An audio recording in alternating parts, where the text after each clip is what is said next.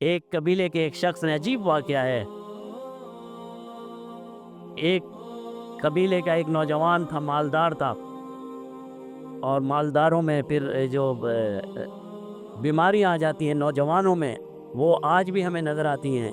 اس زمانے میں بھی موجود تھی۔ اس کے کسی غلام سے کوئی حرکت ہو گئی اور اس نے اسے مارنا شروع کیا، مارتے مارتے اسے قتل کر دیا۔ تو اچھے لوگ بھی زمانے میں رہتے ہیں، یہ نہیں ہے کہ بالکل ختم ہو جاتے ہیں۔ کوئی اللہ کا نیک ہوگا اس زمانے کا بھی، اسی کے خاندان کا، اس نے کہا اللہ کے بندے تو نے کیا کیا؟ اس کا اتنا بڑا قصور تو نہیں تھا کہ تو نے مار مار کے اسے مار دیا۔ تو اسے غصہ آ گیا نوجوان کو۔ اب اس نے کیا کیا؟ اپنا ایک غلام، بعض روایات میں ہے، اللہ بہتر جانتا ہے، روایات ہیں، بعض قصے اور تاریخ کی کتاب میں ہے، اپنا سب سے قیمتی اور سب سے اعلیٰ درجے کا غلام لیا اور اسے باندھا، اور باندھنے کے بعد وہاں کچرے میں ایک کتا پڑا تھا، تعفن زدہ، 4-5 دن کا مردہ، کتنی بدبو ہوگی اس میں، اس کتے کو اس کے سینے کے ساتھ باندھ دیا، اور پھر اس غلام کو ایک اونٹ کے ساتھ اس طرح سے باندھ دیا، نہ وہ بیٹھ سکتا تھا نہ لیٹ سکتا تھا، اور مکہ کی گرمی، تپتی ہوئی ریت میں اسے کھڑا کر دیا، اور وہ غلام جو اس کا سب سے اعلیٰ نسل کا غلام تھا،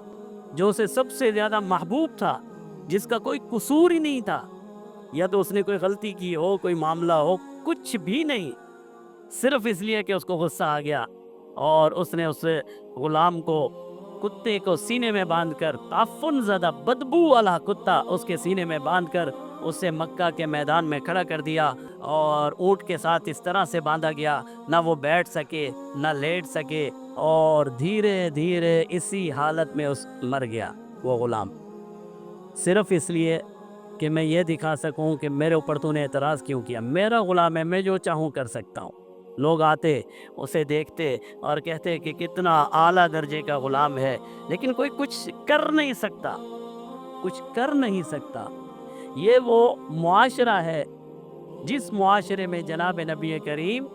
صلی اللہ علیہ وسلم تشریف لائے، اور پھر آپ نے ایک ایسا معاشرہ تشکیل دیا جہاں پر پھر ایک وقت وہ آتا ہے کہ سیدنا ابو ذر رضی اللہ تعالی عنہ کے بارے میں کہا جاتا ہے، ان کا ایک غلام تھا، اور آپ اتنی احتیاط کیا کرتے تھے، کیونکہ جناب نبی کریم صلی اللہ علیہ وسلم کی وصیت تھی کہ غلاموں کے ساتھ حسن سلوک کرو۔ فرماتے ہیں سیدنا ابو ذر رضی اللہ تعالی عنہ، جو لباس خریدتے وہی لباس اپنے غلام کے لیے خریدتے۔